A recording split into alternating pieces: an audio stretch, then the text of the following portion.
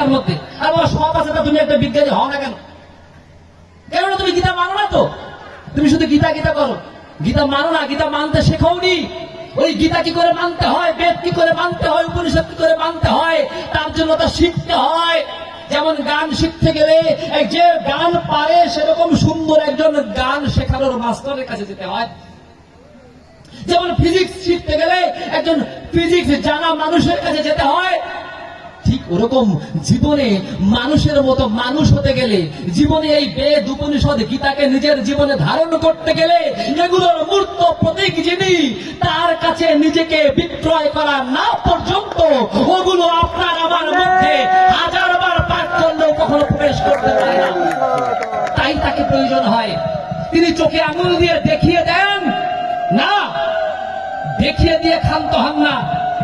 ওই রামকৃষ্ণ পরমহংসদেব যেমন বলেছেন, উত্তম বৈদ্যের কাজ উত্তম ডাক্তার। রোগী যদি ওষুধ খেতে না চায়, গলায় পা দিয়ে ওষুধ খাওয়ানো। ঠাকুর এসে এ যুগে আমাদের ওই উত্তম বৈদ্যের মতো গলায় পা দিয়ে গীতা পালন করাতে বাধ্য করছেন। তাই তিনি যুগপুরুষোত্তম।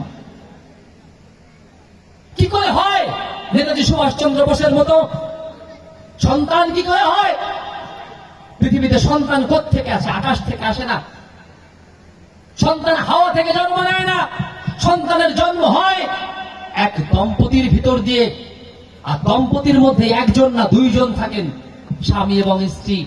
এই স্বামী এবং স্ত্রীর এই দুজনের মধ্যে সম্পর্ক যতটা মধুর হয়, সম্পর্ক যতটা পবিত্র হয়, সম্পর্ক যতটা সুন্দর হয়, ঠিক তত সুন্দর, পবিত্র এবং মধুর সন্তান পৃথিবীতে জন্মগ্রহণ করে।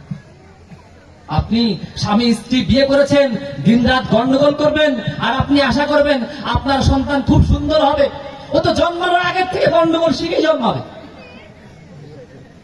তাই নেতাজি সুভাষচন্দ্র বোসের মার কাছে সাংবাদিক গিয়েছিল। আমরা জানি সুভাষ বোসের দাদাও ছিলেন বিপ্লবী। এই নেতাজি সুভাষচন্দ্রের মার কাছে যখন সাংবাদিক গিয়ে বলছে, মা আপনি আপনি দেশ বরেণ্য মা, এই দেশের জন্য যারা প্রাণ দিয়ে যাচ্ছে, এই দেশকে যারা গঠন করছে, এই দেশের স্বাধীনতার জন্য যারা কাজ করছে, আপনি এমন সন্তান জন্মেছেন। আপনি যদি একটু সুন্দর করে বলতেন কেমন সম্পর্ক ছিল আপনাদের মধ্যে, আপনার আর বাবুর মধ্যে কি সম্পর্ক এমন যে আপনারা এমন সুসন্তান জন্ম দিলেন। প্রভাবতী দেবী বলছেন কি, তা তো জানি না বাবা, তবে এটুকু বলতে পারি, বিয়ের পর তোমাদের বাবুর সাথে কোনদিন কোনো কারণে আমার একটা কথার অমিল হয়নি, কোনো কারণে না। তার মানে কত সহজ ব্যাপার।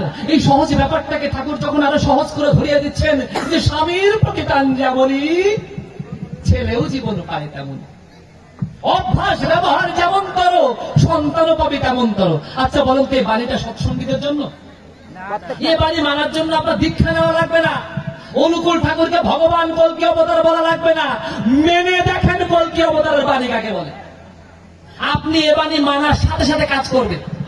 একে বলে কল্কি অবতার, একে বলে কল্কি অবতার। যে বাণী আপনি তাকে মানেন না মানেন, আপনাকে মানার দরকার নেই, আপনাকে জানানো দরকার নেই, বোঝানো দরকার নেই, তার বাণী আপনার মধ্যে কাজ করা শুরু করে দেবে। কেননা এ বাণী তো অমোঘ বাণী, এ বাণী কল্কি অবতারের বাণী। তা আপনি তাকে মানেন আর না মানেন, এ বাণী আপনি মানার সাথে সাথে আপনার মধ্যে টনিকের মতো কাজ করবে, এবং সেই কাজে আপনার ক্ষতি হবে না, উপকার হবে। দিনের পর দিন উপকার পেতে পেতে পেতে পেতে তারপরে যদি অকৃতজ্ঞের মতো আপনি তাকে না মানেন, সে আপনার ব্যাপার। কিন্তু কৃতজ্ঞ যারা, যারা তাকে জীবন বোধে উপলব্ধি করেছে, যারা তাকে জীবনের আরাধ্য দেবতা হিসেবে নিত্য পূজা করছে এবং প্রতিদিন তাদের কর্মের মধ্যে অনুভব করে তাদের নিজের জীবনে অবতার হিসেবে, নিজের জীবনে ভগবান হিসেবে দেখতে পাচ্ছে, তাদের বিশ্বাসকে আপনি যুক্তি দিয়ে টলাতে পারবেন না। কেননা ও বিশ্বাস তাদের অন্তর থেকে আসছে। ঠিক যেমন ওই দাপরের যুগে, ওই দাপর যুগে যখন আমার আমার আমার সেই গৌর সুন্দরের পূর্ববর্তী রূপ বংশীধারী শ্রীকৃষ্ণ যখন এসেছিলেন, কজন তাকে বিশ্বাস করেছিল? ওই ভীষ্ম, ওই দ্রোণ, ওই কর্ণ, কেউ তাকে মেনেছিল? কেউ মানেনি। তাতে কি আমার ভগবান ভগবান হননি? আমার গৌর সুন্দর যখন নদীয়ার বাটে বাটে প্রেম বিতরণ করেছে, কজন তাকে স্বীকার করেছে?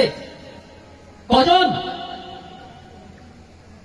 হযরত মুহাম্মদ যখন মক্কাতে ইসলাম প্রচার করলেন, কজন তাকে স্বীকার করেছিল? তাড়িয়ে দিয়েছিল মক্কাতে। সত্যের কথা যখন যেখানে যেই বলুক, তা মানুষ স্বীকার করতে চায় না। আর ঠাকুর এসে যখন আমাদের বলছে, আমরাও স্বীকার করতে চাই, বলে এটাই নিয়ম। এর মধ্যে যারা ব্যতিক্রম, তারা তাকে ঠিকই চিনতে পারে। তারা বাণীগুলোকে নিজের জীবনে উপলব্ধি করে দেখে, আমি যদি ভালো থাকতে চাই, আমার সন্তান সন্ততিকে যদি ভালো রাখতে চাই, তবে আমাকে আর গীতা পাঠ করার দরকার নেই, আমাকে গীতা মানা শুরু করতে হবে এখন। আর ওই গীতাকে, ওই বেদকে, ওই উপনিষদকে সুন্দর সুন্দর সুন্দর করে ছোট্ট ছোট্ট কথায় ঠাকুর এত সুন্দর করে আমাদের মাঝে বুঝিয়ে দিলেন। তাই তো তিনি যুগ পুরুষোত্তম, এই যুগের উপযোগী করে তিনি বুঝিয়ে দিলেন। নতুবা এই যুগ এমন যুগ, ধরেন এখানে সুন্দর করে আপনারা একটা মাইক দিয়েছেন, ঢাকা থেকে কষ্ট করে ডেকে এনেছেন।